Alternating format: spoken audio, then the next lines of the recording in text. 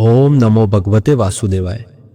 મિત્રો, આજના આ વિડીયોમાં આપણે જાણીશું કે સાલ 2025માં ઇન્દિરા એકાદશી ક્યારે છે, આ તિથિ ક્યારે શરૂ થાય છે અને ક્યારે સમાપ્ત થાય છે, તેની સંપૂર્ણ માહિતી સાથે વ્રતવિધિ, પૂજાવિધિ અને પારણાનું શુભ મુહૂર્ત વિશે તથા આ દિવસના શુભ મુહૂર્તો કયા રહેશે અને આ વ્રતમાં કયા નિયમોનું પાલન કરવું જોઈએ એ સંપૂર્ણ માહિતી તમને આજના વિડીયોમાં શેર કરીશું। તેથી આજનો વિડીયો તમારા માટે ખૂબ જ મહત્વપૂર્ણ છે, તેથી વિડીયોને લાસ્ટ સુધી જરૂર જોજો। વિડીયો ગમે તો એક લાઇક કરી લેજો। તમે વિડીયો જુઓ છો પણ લાઇક નથી કરતા તો હું રિક્વેસ્ટ કરું છું કે વિડીયોને એક લાઇક કરી કોમેન્ટમાં જય શ્રી હરિવિષ્ણુ અવશ્ય લખી લેજો, જેથી ભગવાન વિષ્ણુની કૃપા હંમેશા તમારા ઉપર, તમારા સંતાનો ઉપર બની રહે। તો ચાલો આજનો વિડીયો આરંભ કરીએ। તો મિત્રો, શ્રીમદ પદ્મપુરાણ, બ્રહ્મ વૈવર્ત પુરાણ અને અન્ય વૈદિક ગ્રંથોમાં ઇન્દિરા એકાદશીનું વિશેષ મહત્વ વર્ણવાયું છે। આ એકાદશી ભાદરવા મહિનાના કૃષ્ણ પક્ષમાં આવે છે અને ખાસ કરીને પિતૃપક્ષ દરમિયાન આવતી હોવાથી તેને અત્યંત પવિત્ર માનવામાં આવે છે।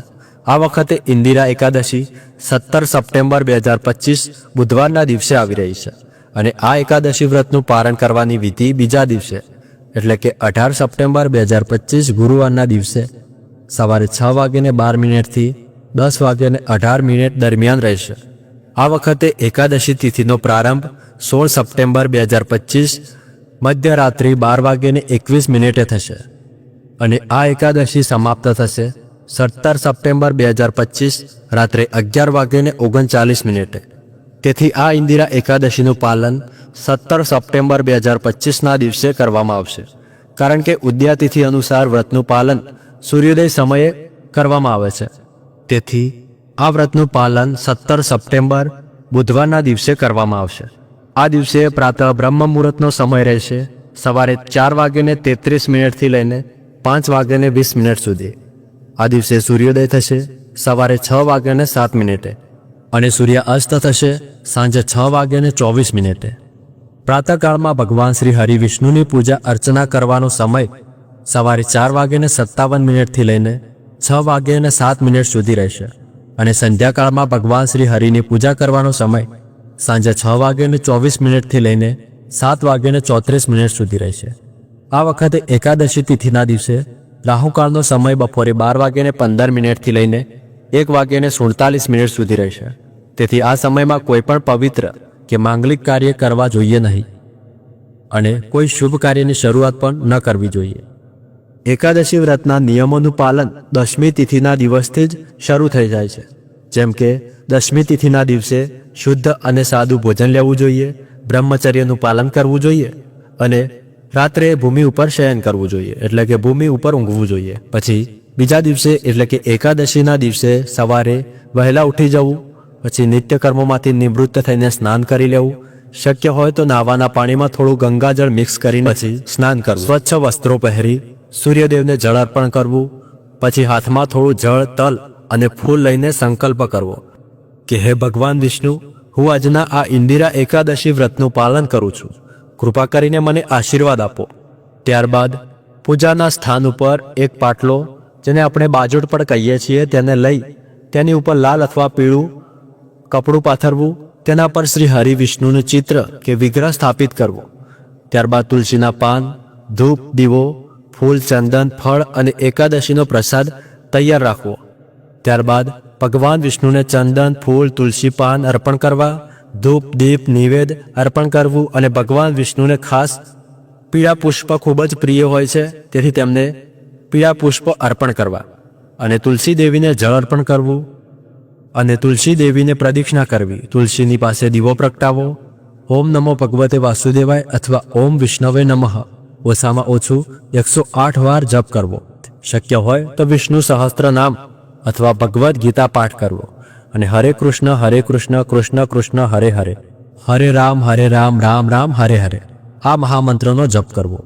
સાંજના સમયે ફરીથી ભગવાન વિષ્ણુની આરતી કરવી, દીપદાન, ભજન, કીર્તન કરવું। રાત્રે જાગરણ કરવાથી અનેક ગણું પુણ્ય મળે છે।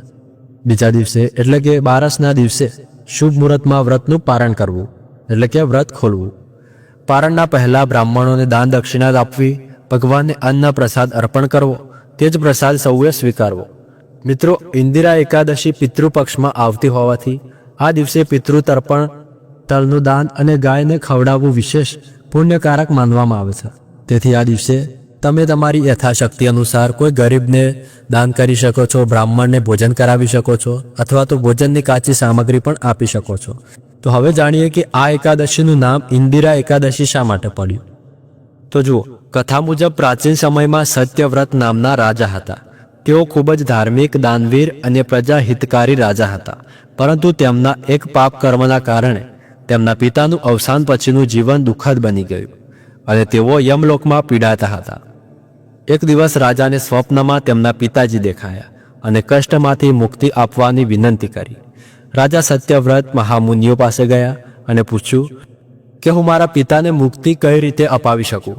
ત્યારે મુનિઓએ જણાવ્યું કે ભાદરવા કૃષ્ણ એકાદશીનો ઉપવાસ અને વિધિપૂર્વક પૂજન કરવાથી પિતૃઓને સ્વર્ગલોકમાં સ્થાન મળે છે.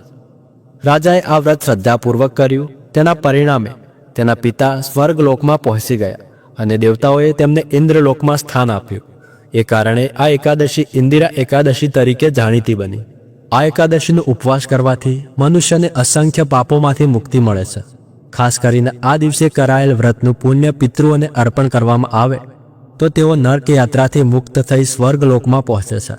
આ વ્રતનું ફળ હજારો ગંગા સ્નાન, હજારો ગાયદાન અને હજારો અન્નદાનથી પણ વધારે છે. આ વ્રતથી પિતૃઓ પ્રફુલ્લિત થઈને પોતાના વંશજને આશીર્વાદ આપે છે. કુટુંબમાં સુખ, શાંતિ, આયુષ્ય, સંતાન સુખ અને ધન સંપત્તિની વૃદ્ધિ થાય છે. ઇન્દિરા એકાદશીનો ઉપવાસ પિતૃપક્ષમાં આવતો હોવાથી આ દિવસે શુદ્ધ ચિત્તથી પિતૃઓનું સ્મરણ કરવું ખૂબ જ જરૂરી છે. આ દિવસે અન્ન અને અનાજ જેમાં ચોખા, ઘઉં, દાળ, મસૂર, ચણા વગેરે ન ખાવા. લસણ, ડુંગળી, માંસાહાર, દારૂ, તમાકુ વગેરેનો ત્યાગ કરવો. સત્સંગ, ભજન, કીર્તન, શાસ્ત્ર વાંચન કરવું. આ દિવસે ખોટું ન બોલવું, પર સ્ત્રી ગમન ન કરવો, ક્રોધ ન કરવો, લોભ, દમ, પર નિંદા વગેરે અવગુણોથી દૂર રહેવું. ઇન્દિરા એકાદશીના દિવસે ભગવદ્ ગીતાનો પાઠ અને ઇન્દિરા એકાદશીની વ્રત કથા સાંભળવી ખૂબ જ શુભ માનવામાં આવે છે. તો તમને ભગવદ્ ગીતાનો પાઠ અને ઇન્દિરા એકાદશીની વ્રત કથાનો વિડીયો, આ બંને વિડીયો તમને એકાદશીના દિવસે અમારી ચેનલ ઉપર તમને મળી જશે, જે તમે સાંભળી શકો છો. તો હવે વાત કરીએ ઉપવાસની, જેમાં શું ખાવું, શું ન ખાવું. તો જુઓ, શ્રદ્ધા અને શક્તિ પ્રમાણે ઉપવાસ 3 પ્રકારના હોય છે. પહેલું છે નિર્જળ ઉપવાસ, જેમાં પાણી પણ પીવામાં આવતું નથી. બીજું છે ફળાહાર, જેમાં ફળ, દૂધ, માવા, સૂકો મેવો લઈ શકાય છે. અને ત્રીજું છે સાત્વિક ઉપવાસ, જેમાં એકાદશીનો પ્રસાદ લઈ શકાય છે. શિંગોડા, રાજગીરા, બટાકા, મીઠું વિનાની ખીચડી આ તમે લઈ શકો છો. તો આ ત્રણેયમાંથી તમારી યથાશક્તિ અનુસાર તમે ઉપવાસ કરી શકો છો. તો હવે વાત કરીએ એકાદશી વ્રતના પારણ વિશે. તો આ એકાદશી વ્રતનું પારણ 12 તિથિમાં કરવામાં આવે છે.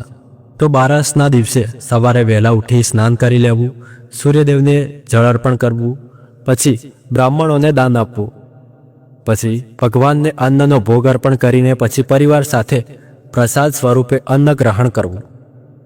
પારણું કરવાનો સમય ગ્રંથો પ્રમાણે સૂર્યોદય પછીનો માન્ય છે. પિતૃઓની તૃપ્તિ અને મુક્તિ પદ્મ પુરાણમાં વર્ણન છે કે જે મનુષ્ય શ્રદ્ધાપૂર્વક ઇન્દિરા એકાદશીનું વ્રત કરે છે તે પોતાના પિતૃઓને નરકમાંથી મુક્તિ કરાવે છે. પિતૃઓ પ્રસન્ન થઈને પોતાના વંશજને દીર્ઘ આયુષ્ય અને સુખ અને સમૃદ્ધિના આશીર્વાદ આપે છે. ઇન્દિરા એકાદશીનું વ્રત કરવાથી અનેક જન્મોના પાપો પણ નાશ પામે છે. ભગવાન વિષ્ણુ પોતાના ભક્તને સંસાર બંધનમાંથી મુક્ત કરે છે. આ વ્રત કરનાર ભક્તને અખૂટ ધન સંપત્તિ, સુખી પરિવાર, સંતાન પ્રાપ્તિ તથા આયુષ્યમાં વૃદ્ધિ થાય છે. ભગવાન શ્રી હરિનું સ્મરણ, પૂજન અને એકાદશીનું પાલન કરવાથી અંતે આત્માને પરમ ગતિ મોક્ષની પ્રાપ્તિ થાય છે. પિતૃદોષ નિવારણ માટે ખાસ ઉપાય: ઇન્દિરા એકાદશીના દિવસે તલ અને જળથી તર્પણ કરવું, ગાયને લીલો ચારો, રોટલી કે ગોળ ખવડાવવું, બ્રાહ્મણોને દાન દક્ષિણા આપવી, તુલસીના પાનથી ભગવાન વિષ્ણુની આરાધના કરવી, ઓમ નમો ભગવતે વાસુદેવાય મંત્રનો જપ કરીને તે પુણ્ય ફળ પિતૃઓને અર્પણ કરવું. ઇન્દિરા એકાદશી પિતૃપક્ષ દરમિયાન આવતી હોવાથી તેનું મહાત્મય અનેક ગણું વધે છે. આ દિવસે ઉપવાસ, પૂજન, જપ, તર્પણ અને દાન કરવાથી પિતૃ પ્રસન્ન થાય છે અને કુળમાં સુખ શાંતિનો વાસ થાય છે. આ વ્રત કરનાર ભક્તને પાપ મુક્તિ, ધન, સંતાન, આયુષ્ય અને અંતે મોક્ષની પ્રાપ્તિ થાય છે. તો મિત્રો આ હતી આવનારી ઇન્દિરા એકાદશી વિશેની સંપૂર્ણ માહિતી. તો આશા કરું છું કે તમને આ માહિતી પસંદ આવી હશે. પસંદ આવી હોય તો વિડીયોને એક લાઇક કરી કોમેન્ટમાં જય શ્રી હરિ વિષ્ણુ અને ચેનલને સબસ્ક્રાઇબ કરી લેજો.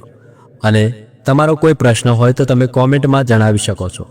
બાકી મળીએ આગળના વિડીયોમાં. ત્યાર સુધી ધન્યવાદ.